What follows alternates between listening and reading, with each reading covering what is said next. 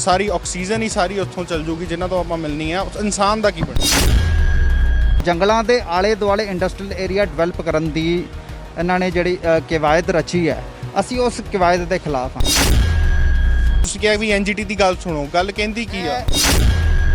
ਕਈ ਮੁੱਦੇ ਨੇ, ਇੱਕ ਤਾਂ ਜੰਗਲਾਂ ਦਾ ਮੁੱਦਾ, ਇੱਕ ਉੱਥੇ ਫਲੋਰਾ ਐਂਡ ਫੌਨਾ, ਇੱਕ ਬੋਟੈਨੀਕਲ ਗਾਰਡਨ ਹੈ ਉਹਦਾ ਮੁੱਦਾ, ਇੱਕ ਬਿਲਕੁਲ ਕੁਛ ਹੀ ਦੂਰੀ ਤੇ ਸਤਲੁਜ ਦਰਿਆ ਵਗਦਾ।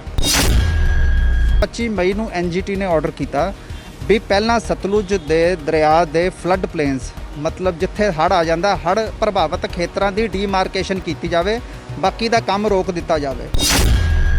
ਪਰ ਗਲਾਡਾ ਨੇ ਇਹ ਜਾਣਦੇ ਹੋਏ ਵੀ, ਇਹ ਆਰਡਰ ਸਰਵ ਹੋਣ ਦੇ ਬਾਵਜੂਦ ਵੀ ਇੱਕ ਆਫੈਂਸ ਕੀਤਾ। ਉਹ ਆਰਡਰਾਂ ਦੀ ਅਣਦੇਖੀ ਕਰਕੇ ਇਹਨਾਂ ਨੇ ਪਿਛਲੇ 10 ਕੁ ਦਿਨ ਪਹਿਲੇ ਇਹਨਾਂ ਨੇ 150-200 ਪੁਲਿਸ ਵਾਲੇ ਲੈ ਕੇ ਉੱਥੇ ਜਾ ਕੇ ਜਬਰਨ ਉੱਥੇ ਜਾ ਕੇ ਕਬਜ਼ਾ ਕੀਤਾ ਉਹਨਾਂ ਨੇ।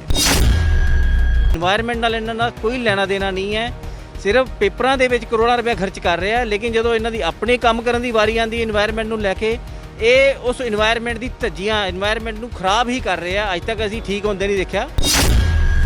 ਪੰਜਾਬ ਨੂੰ ਪੰਜ ਦਰਿਆਵਾਂ ਦੀ ਧਰਤੀ ਕਿਹਾ ਜਾਂਦਾ ਤੇ ਗੁਰਬਾਣੀ ਦੇ ਵਿੱਚ ਵੀ ਲਿਖਿਆ ਪਵਨ ਗੁਰੂ ਪਾਣੀ ਪਿਤਾ ਮਾਤਾ ਧਰਤ ਮਹੱਤ। ਪਰ ਪੰਜਾਬ ਦੇ ਇਸ ਸਮੇਂ ਹਾਲਾਤ ਕੀ ਨੇ? ਧਰਤੀ ਖਰਾਬ ਹੋਈ ਹੈ, ਹਵਾ ਪ੍ਰਦੂਸ਼ਿਤ ਹੋਈ ਹੈ, ਪਾਣੀ ਵੀ ਦੂਸ਼ਿਤ ਹੋਇਆ। ਪਰ ਕੋਈ ਵੀ ਇਸ 'ਤੇ ਧਿਆਨ ਨਹੀਂ ਦਿੰਦਾ, ਚਾਹੇ ਉਹ ਸਰਕਾਰਾਂ ਹੋਣ। ਪਰ ਕੁਛ ਨਾ ਕੁਛ ਗਲਤੀ ਇਸ ਦੇ ਵਿੱਚ ਲੋਕਾਂ ਦੀ ਵੀ ਹੁੰਦੀ ਹੈ, ਜਿਹੜੇ ਧਰਤੀ ਨੂੰ ਗੰਦਾ ਕਰਦੇ ਨੇ ਜਾਂ ਪਾਣੀ ਨੂੰ ਗੰਦਾ ਕਰਦੇ ਨੇ, ਜਾਂ ਪੋਲਿਊਸ਼ਨ ਦੇ ਨਾਲ ਹਵਾ ਸਾਡੀ ਪ੍ਰਦੂਸ਼ਿਤ ਹੁੰਦੀ ਹੈ। ਪਰ ਹੁਣ ਸ਼ਾਇਦ ਕੁਝ ਉਮੀਦ ਹੈ ਕਿ ਹਜੇ ਵੀ ਕੁਝ ਅਜਿਹੇ ਲੋਕ ਨੇ ਜਿਹੜਾ ਵਾਤਾਵਰਨ ਨੂੰ ਸਾਫ਼ ਸੁਥਰਾ ਰੱਖਣ ਦੇ ਲਈ ਕੰਮ ਕਰਦੇ ਨੇ। ਅਸੀਂ ਇਸ ਸਮੇਂ ਲੁਧਿਆਣਾ ਦੇ ਗਲਾਡਾ ਦੇ ਦਫ਼ਤਰ ਦੇ ਬਾਹਰ ਫਿਰੋਜ਼ਪੁਰ ਰੋਡ ਤੇ ਖੜੇ ਹਾਂ, ਜਿੱਥੇ ਤੁਸੀਂ ਉਹ ਸੜਕ ਦੇ ਪਾਰ ਵੀ ਦੇਖੋ ਕਿ ਕੁਝ ਲੋਕ ਜਿਹੜੇ ਹੱਥਾਂ ਦੇ ਵਿੱਚ ਆਪਣੇ ਤਖਤੀਆਂ ਲੈ ਕੇ ਖੜੇ ਨੇ, ਤੇ ਗਲਾਡਾ ਦੇ ਦਫ਼ਤਰ ਦੇ ਬਾਹਰ ਵੀ ਕੁਝ ਲੋਕ ਜਿਹੜੇ ਨੇ ਖੜੇ ਨੇ। ਇਹ ਦਰਅਸਲ ਪਬਲਿਕ ਐਕਸ਼ਨ ਕਮੇਟੀ ਦੇ ਵਲੰਟੀਅਰਸ ਇੱਥੇ ਖੜੇ ਨੇ। ਹੱਥਾਂ ਦੇ ਵਿੱਚ ਤੁਸੀਂ ਜੇ ਤਖਤੀਆਂ ਪੜੋਗੇ ਤਾਂ ਤੁਹਾਨੂੰ ਦੇਖਣ ਨੂੰ ਮਿਲੂਗਾ ਕਿ ਗੱਲ ਸੁਣ ਮੇਰੀ ਗਲਾਡਾ ਜੰਗਲਾਂ ਨਾਲ ਆ ਅੱਡਾ। ਐਨਜੀਟੀ ਦੀ ਗੱਲ ਨੂੰ ਮੰਨੋ, ਫਾਇਦਾ ਤੁਹਾਡਾ ਹੈ ਤੇ ਸਾਡਾ। ਦੱਸ ਦਈਏ ਕਿ ਮੱਤੇਵਾੜਾ ਦੇ ਜੰਗਲ ਜੋ ਲੁਧਿਆਣਾ ਦੇ ਕੋਲ ਲੱਗਦੇ ਨੇ, ਇੱਥੇ ਜਿੱਥੇ ਇੰਡਸਟਰੀਅਲ ਪਾਰਕ ਬਣਾਇਆ ਜਾ ਰਿਹਾ, ਕਾਫੀ ਮੁੱਦਾ ਵੀ ਉੱਠਿਆ ਸੀਗਾ ਕਿ ਉੱਥੇ ਜੰਗਲਾਂ ਨੂੰ ਵੱਢ ਕੇ ਬਣਾਇਆ ਜਾ ਰਿਹਾ।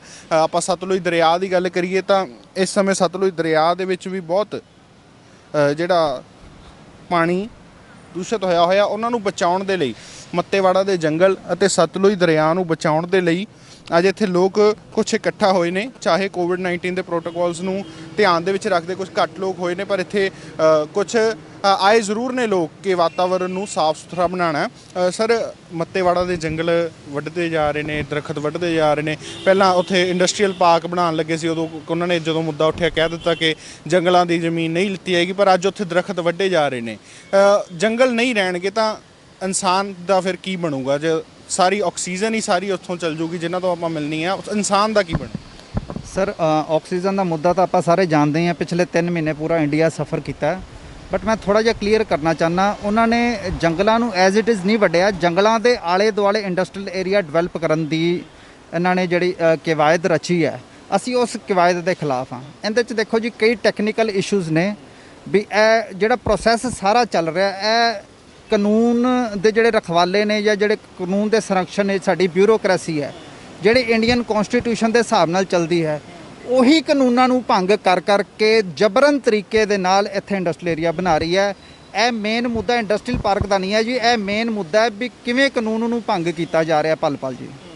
ਐਨਜੀਟੀ ਦੀ ਤੁਸੀਂ ਗੱਲ ਕਹੀ, ਐਨਜੀਟੀ ਕਹਿੰਦੀ ਕੀ ਹੈ? ਵੀ ਤੁਸੀਂ ਕਿਹਾ ਵੀ ਐਨਜੀਟੀ ਦੀ ਗੱਲ ਸੁਣੋ, ਗੱਲ ਕਹਿੰਦੀ ਕੀ ਆ? ਇਹ 4 ਤੁਸੀਂ ਦੇਖ ਰਹੇ ਹੋ, 4 ਪਟੀਸ਼ਨਰ ਨੇ ਜੀ। ਐਨਜੀਟੀ ਦੇ ਵਿੱਚ ਇੱਕ ਕੇਸ ਲਗਾਇਆ ਗਿਆ ਸੀ ਮੱਤੇਵਾੜਾ ਦੇ ਵਿੱਚ ਇੰਡਸਟਰੀਅਲ ਜਿਹੜਾ ਪਾਰਕ ਬਣ ਰਿਹਾ ਉਹਦੀ ਡਿਵੈਲਪਮੈਂਟ ਦੇ ਅਗੇਂਸਟ। ਮੈਂ ਤੁਹਾਨੂੰ ਦੱਸਿਆ ਜਿਵੇਂ ਕਈ ਮੁੱਦੇ ਨੇ, ਇੱਕ ਤਾਂ ਜੰਗਲਾਂ ਦਾ ਮੁੱਦਾ, ਇੱਕ ਉੱਥੇ ਫਲੋਰਾ ਐਂਡ ਫੌਨਾ, ਇੱਕ ਬੋਟੈਨੀਕਲ ਗਾਰਡਨ ਹੈ ਉਹਦਾ ਮੁੱਦਾ, ਇੱਕ ਬਿਲਕੁਲ ਕੁਛ ਹੀ ਦੂਰੀ ਤੇ ਸਤਲੁਜ ਦਰਿਆ ਵਗਦਾ। ਜਿਵੇਂ ਕਿ ਤੁਸੀਂ ਜਾਣਦੇ ਹੋ ਵੀ ਇਹ ਜਿਹੜੀ ਆਪਣੀ ਮਾਲਵਾ ਬੈਲਟ ਹੈ, ਇਹ ਕੈਂਸਰ ਦੇ ਨਾਲ ਪੀੜਿਤ ਹੈ। ਇਹ ਸਾਡੇ ਜਿਹੜੇ ਇੱਥੇ ਬੁੱਢਾ ਨਾਲਾ ਸਤਲੁਜ ਨੂੰ ਗੰਦਾ ਕਰਕੇ ਉਹਦਾ ਰਿਜ਼ਲਟ ਹੈ। ਹੁਣ ਅਸੀਂ ਉੱਥੇ ਇੱਕ ਹੋਰ ਇੰਡਸਟਰੀਅਲ ਏਰੀਆ ਲਗਾਉਣ ਜਾ ਰਹੇ ਹਾਂ, ਮਤਲਬ ਸਤਲੁਜ ਦਰਿਆ ਨੂੰ ਅਸੀਂ ਸਤਲੁਜ ਨਾਲਾ ਬਣਾਉਣ ਜਾ ਰਹੇ ਹਾਂ ਜੀ ਉੱਥੇ ਜੇ ਲਗਾ ਕੇ। ਤੇ ਅਸੀਂ ਇਸ ਵਾਸਤੇ ਅਸੀਂ ਐਨਜੀਟੀ ਨੂੰ ਅਪਰੋਚ ਕੀਤਾ ਤੇ 25 ਮਈ ਨੂੰ ਐਨਜੀਟੀ ਨੇ ਆਰਡਰ ਕੀਤਾ ਵੀ ਪਹਿਲਾਂ ਸਤਲੁਜ ਦੇ ਦਰਿਆ ਦੇ ਫਲੱਡ ਪਲੇਨਸ, ਮਤਲਬ ਜਿੱਥੇ ਹੜ੍ਹ ਆ ਜਾਂਦਾ, ਹੜ੍ਹ ਪ੍ਰਭਾਵਿਤ ਖੇਤਰਾਂ ਦੀ ਡੀਮਾਰਕੇਸ਼ਨ ਕੀਤੀ ਜਾਵੇ, ਬਾਕੀ ਦਾ ਕੰਮ ਰੋਕ ਦਿੱਤਾ ਜਾਵੇ।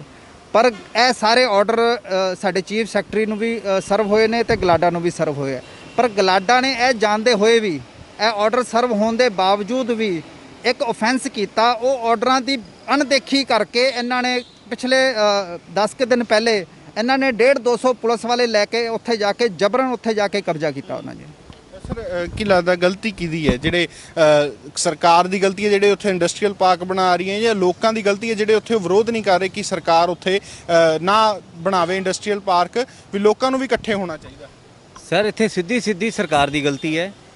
ਜਿਹੜੇ ਲੋਕਾਂ ਦੀ ਗੱਲ ਕੀਤੀ ਜਾ ਰਹੀ ਹੈ ਕਿ ਉਹ ਬਣਾਉਣ ਦੇ ਰਹੇ ਹੈ, ਉਹਨਾਂ ਦੀ ਆਵਾਜ਼ ਨੂੰ ਤਾਂ ਬਿਲਕੁਲ ਦਬਾ ਦਿੱਤਾ ਗਿਆ ਹੈ।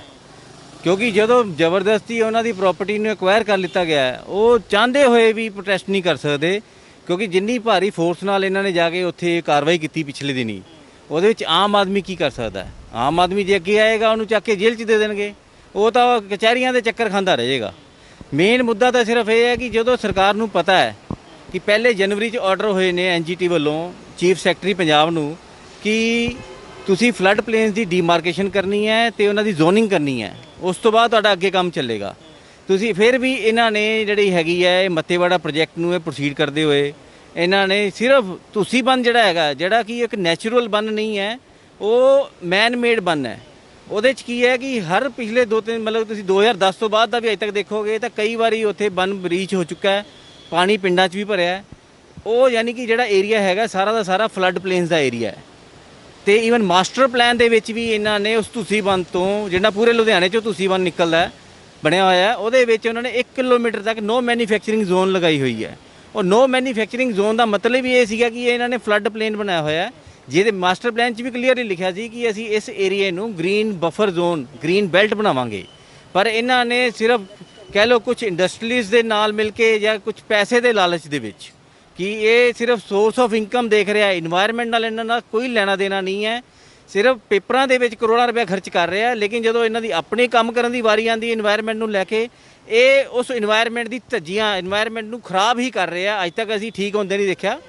ਲੋਕੀ ਲੱਗੇ ਹੋਏ ਨੇ ਦਰਖਤ ਲਗਾਉਣ ਲਈ, ਇਹਨਾਂ ਦਾ ਕੰਮ ਹੈ ਜਿੱਥੇ ਦਿਲ ਕਰਦਾ ਹੈ ਦਰਖਤਾਂ ਨੂੰ ਪੱਟੀ ਜਾ ਰਹੇ ਆ। ਇਹ ਸਿਰਫ ਤੇ ਸਿਰਫ ਇਨਵਾਇਰਨਮੈਂਟ ਦੀ ਗੱਲਾਂ ਕਰ ਸਕਦੇ ਆ, ਉਹਨੂੰ ਬਚਾ ਕੇ ਲੋਕਾਂ ਦੀ ਸਿਹਤ ਦਾ ਇਹਨਾਂ ਨੂੰ ਕੋਈ ਵੀ ਧਿਆਨ ਨਹੀਂ ਹੈ।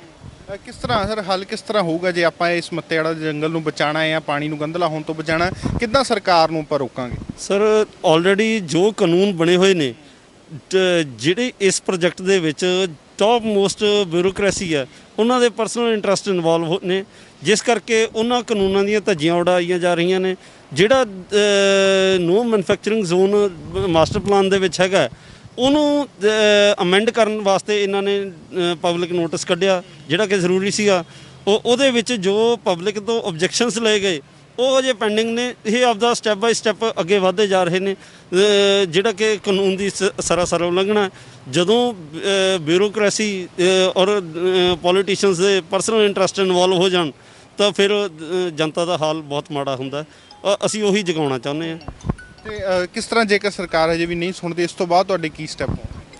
ਸਰ ਇਸ ਤੋਂ ਬਾਅਦ ਸਾਡੇ ਜੋ ਸਟੈਪ ਹੈ, ਅਸੀਂ ਮੋਸਟ ਪ੍ਰੋਬਬਲੀ ਫਿਰ ਅਸੀਂ ਹਾਈ ਕੋਰਟ ਮੂਵ ਕਰਾਂਗੇ ਤੇ ਰਿਜ਼ੈਂਟਮੈਂਟ ਜੋ ਪਬਲਿਕ ਰਿਜ਼ੈਂਟਮੈਂਟ ਹੈ ਅਸੀਂ ਉਹਨੂੰ ਵੀ ਅਵੇ ਕਰਨ ਦੀ ਪੂਰੀ ਕੋਸ਼ਿਸ਼ ਕਰਾਂਗੇ। ਬਹੁਤ ਬਹੁਤ ਧੰਨਵਾਦ। ਤੁਸੀਂ ਦੇਖਿਆ ਕਿ ਆਪਣੇ ਕੰਮਕਾਰ ਛੱਡ ਕੇ, ਆਪਣੇ ਰੁਝੇਵੇਂ ਛੱਡ ਕੇ ਅੱਜ ਸਾਡੇ ਵਾਤਾਵਰਣ ਦੇ ਲਈ ਕੁਝ ਲੋਕ ਇਕੱਠਾ ਹੋਏ ਨੇ। ਇਕੱਲੇ ਇਹਨਾਂ ਦੀ ਡਿਊਟੀ ਨਹੀਂ ਬਣਦੀ, ਤੁਹਾਡੀ ਸਭ ਦੀ ਵੀ ਡਿਊਟੀ ਬਣਦੀ ਹੈ ਕਿ ਆਪਣੇ ਵਾਤਾਵਰਣ ਨੂੰ ਬਚਾਉਣ ਦੇ ਲਈ ਅਸੀਂ ਅੱਗੇ ਆਈਏ ਤੇ ਜੋ ਸਰਕਾਰ ਦੇ ਵੱਲੋਂ ਕਦਮ ਚੱਕੇ ਜਾ ਰਹੇ ਨੇ ਅਸੀਂ ਉਹਨਾਂ ਦਾ ਵਿਰੋਧ ਕਰੀਏ। ਤਾਂ ਵਧੇਰੇ ਅਪਡੇਟਸ ਸੀ ਸਾਨੂੰ ਜਰੂਰ। ਕੈਮਰਾਮੈਨ ਸਤਵੰਤ ਮਠਾੜੂ ਦੇ ਨਾਲ ਸਨਮਜੀਤ ਸਿੰਘ ਭੱਲਾ, ਲੁਧਿਆਣਾ। ਹੁਣ ਲੁਧਿਆਣਾ ਦੀ ਹਰ ਖਬਰ ਦੇਖੋ ਆਪਣੇ ਮੋਬਾਈਲ ਤੇ। ਅਸੀਂ ਪਹੁੰਚਾਵਾਂਗੇ ਸੱਚੀ ਤੇ ਪਹਿਲੀ ਖਬਰ ਤੁਹਾਡੇ ਤੱਕ, ਚੁੱਕਾਂਗੇ ਤੁਹਾਡੇ ਮੁੱਦੇ, ਬਣਾਂਗੇ ਤੁਹਾਡੀ ਆਵਾਜ਼। ਜੁੜੋ ਸਾਡੇ ਨਾਲ, ਸਬਸਕ੍ਰਾਈਬ ਕਰਨਾ ਨਾ ਭੁੱਲਣਾ ਸਾਡੇ ਚੈਨਲ ਲੁਧਿਆਣਾ ਟਾਈਮਸ, ਫੇਸਬੁੱਕ ਅਤੇ YouTube ਤੇ।